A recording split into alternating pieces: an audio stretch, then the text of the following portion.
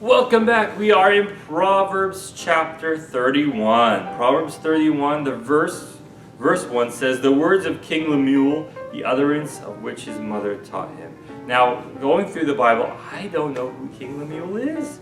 I can't find him in the king list of Judah or Israel.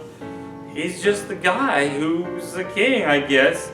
And he's telling us what his mom taught him, but it's such wise, such good stuff. It made it in the Bible. So how cool is that, right? So right now we're going to read what his mother taught him. It says, "What, my son, and what, son of my womb, and what, son of my vows? Do not give your strength to women, nor your ways to that which destroys kings. Be careful in whom you date, whom you marry." That is what she's telling her son, the king, because he's the king. Every woman's going to want to date him. Everyone's going to want to marry him because she wants to be queen. She wants that power. And mom's like, be careful who you get involved with. And even though we may not feel ourselves as kings, we still need to be careful who we date, who we get involved with, because they're going to guide our hearts, whether they guide them towards the Lord, which is good, or guide them away from the Lord, which is bad. So be careful who you get involved with. Verse 4 says, "It is not for kings, O Lemuel, it is not for kings to drink wine, nor for princes to intoxicating drink, lest they drink and forget the law and pervert justice of all the afflicted. Give strong drink to him who is perishing, and wine to those who are bitter of heart. Let him drink and forget his poverty, and remember his misery no more." It's like, you are in charge. You better not be drinking, because you make decisions that impact lives. And if you are drinking, you're going to make bad decisions. Let those who are about to die get a drink to kind of ease that pain. Those who are in misery get a drink to kind of null that misery. I'm not saying that if you're feeling bad, you should just go drinking and get drunk. That's absolutely not what I'm saying. I'm just saying that that people who are in charge should not be drinking, because it impairs their judgment. And if they're making judgments that deal with people's lives and deal with the right ways to do things, then you want to have a clear head. So do that. Verse 8 says, "Open your mouth for the speechless, in the cause of all who are appointed to die. Open your mouth, judge righteously, and plead the cause of the poor and the needy." It is such a temptation to only fight for the rich and the poor, since they have no power. They have nothing you want from them, so therefore why do you need to speak for them? And the reason is because it's the right thing to do. The poor don't have a huge voice. They are marginalized by the upper classes. But if you are in charge of anything, you need to consider them, you need to think about them, and you need to do what is right by them as well. And that's from the Lord. Verse 10, "Who can find a virtuous wife?" Hopefully the guys can say, "I found one. It wasn't easy, but I found one.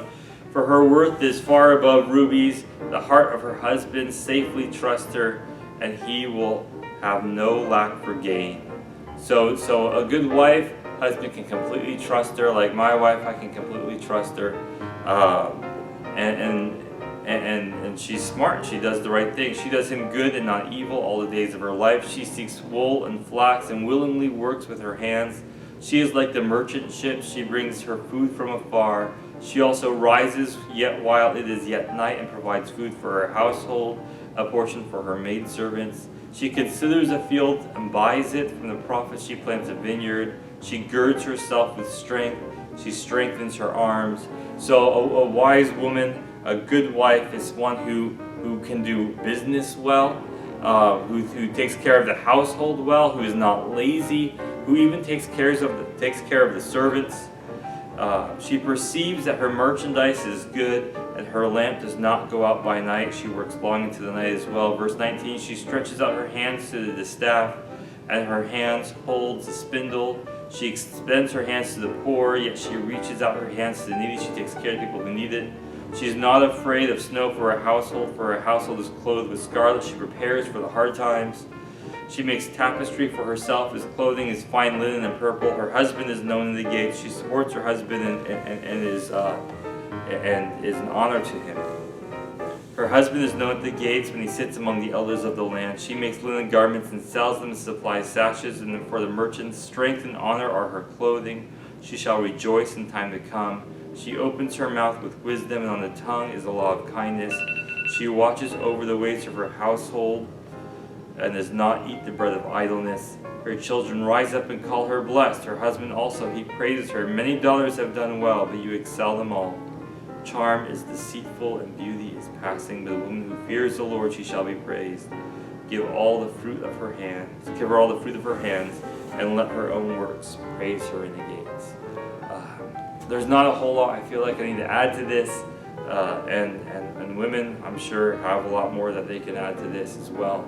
But don't be lazy. Work hard. Work smart. And guys, don't just look for pretty girls, because there are a lot of pretty girls who have no clue what they're doing. Instead, look for girls who love the Lord. God bless you and have a nice day. Well, maybe we won't see you next time. This is the end of Proverbs. So God bless you. And if I decide to do another book, I'll see you then. Or you'll see me then. Anyway, God bless. Bye.